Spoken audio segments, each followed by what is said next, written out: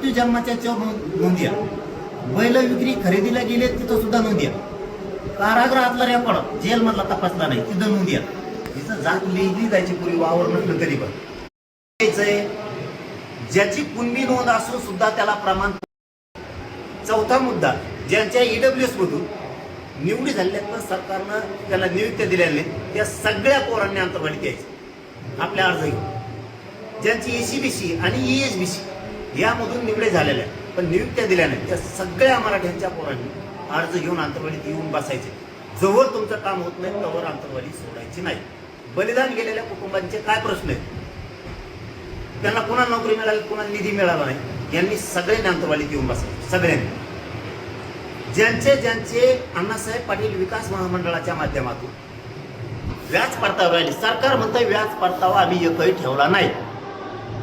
मला दाखवून द्यायचंय सरकारला की हे व्याज परताव्याचे पोरं इकडे येऊन बसले, आत्ता व्याज परतावे सगळे दी.